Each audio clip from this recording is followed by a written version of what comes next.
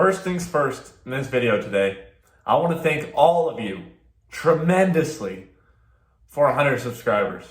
Thank you to each and every last one of you who have supported every video, who have left motivational comments, helpful comments, even constructive criticism, even those of you who have commented hateful things. I appreciate you. You're a part of the journey.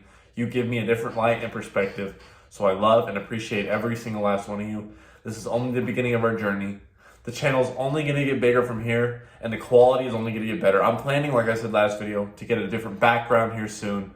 I'll start making a lot more videos out in nature so you guys have a live background. And get more in-depth in these topics. Start writing down more in-depth into these topics, because really, if I want to be helping you guys with your problems, and not necessarily problems, but like things you want to work on and progressing your life, I need to get more down into the nitty-gritty. And I'm planning on doing that. And I appreciate you guys being patient with me. I appreciate you being here, even if the quality of these videos isn't the absolute greatest. I hope you get something out of these, and I know that's why you watch these. So thank you again for 100 subscribers. I love each and every single last one of you. To my day ones, cheers. Now, I just want to talk about something small in this video. This is more of like a thank you for 100 subs video. Let's talk about addiction. And it's just something that came on my mind. As you saw in my most recent videos, I relapsed a couple of days ago. A big thing with addiction is being emotionally attached to that addiction and having an emotional bond to the substance, right? Whatever it is. For me, mostly it's been porn and nicotine, but most recently it's been nicotine, okay? Now, I've had an emotional bond with nicotine. This sounds so corny, but I'm just being open with you guys because this is how it is. And if you have addictions, active addictions, you'll understand exactly what I'm talking about. You feel addicted to these substances. You feel like you can't do anything without them. You feel like whenever you hit them, you feel a difference in your life. Like you could be going through a stagnant period, like there's no change in your life, right? You just but as soon as you hit that dopamine, you're back up here for a minute and then back down. It's kind of like a reset button for your mind to keep life a little interesting. It really does go that deep, especially with things like nicotine. Like it's like you hit it, boom, buzz, change, right?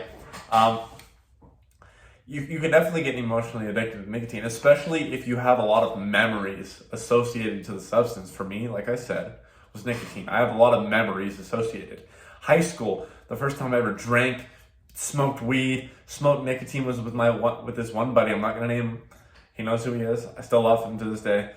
And every other memory after that, nicotine was involved. Every other core memory in my teenhood and adulthood, for the most part, has had nicotine involved.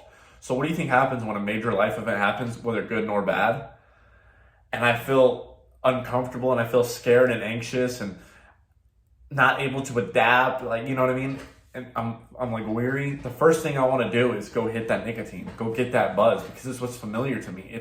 It's associated with situations, and it makes me feel comfortable. It makes you feel fulfilled.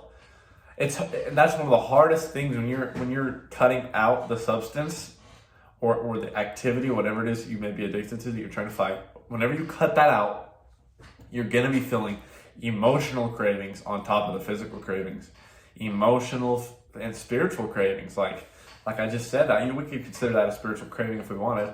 And I think the biggest thing that's going to help you, just a small little tip, the biggest thing that's going to help you with these emotional cravings and this emotional detachment from a substance is going to be replacing it with something similar, but on the healthy spectrum, right? We find comfort in these substances. I mean, specifically nicotine here. We find comfort in smoking and nicotine, etc., because it gives us a moment to breathe in deep, breathe out, calm your nerves. It's about the breath, right? You're slowing down the rhythm of your body and your mind, right? That's what's going on here. Now, we can do that in a healthier way, right? We can run, we can exercise, there's a lot of other healthy alternatives rather than smoking. We can even meditate, right? We just have to learn to replace these things. And it may take a while for you to find something that you love as much as that substance. Unfortunately, that's something I have to say. But it is possible, and you know you can do it. It is absolutely possible. All you have to do is go out there and do it. Experiment. Try and see what works best for you. Because it is an emotional battle. And I believe in every single last one of you. I'm still struggling with it, but that's how you know you're making progress. When there's resistance, you know that it's trying to fight to tell you to keep itself in your mind and in your life and in your body. That's how you know it's fighting to stay in your life. When it's giving you resistance, when you're craving emotionally, spiritually, physically, mentally, physically. Like I already said that, but you get the point. You get the drift of what I'm saying. So if you're struggling with addiction, replace it. Try to replace it, especially like something that gives you a lot of time to breathe and stuff that increases your heart rate. That something physical is probably your best alternative. Yeah, that's really all I have for this video. It's just a little thought about the emotional sides of nicotine. I know I'm not the only one. You're not crazy if you feel an emotional attachment to a substance, because that's the main reason it was so hard for me to even decide to quit. Really. You get to a point where you don't even get buzzed anymore. And the only thing that's keeping you doing it is the emotional familiarity of it, right? So I hope you guys got something out of this video. Again, thank you for 100 subscribers. I love every single one of you guys.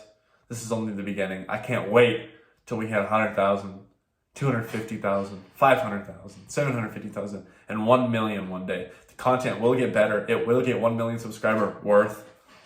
But this is just the beginning of our journey. And if you're here to stick around, then stick around. You're in for a good surprise. I love you guys, and I'll catch you tomorrow, VEXED family.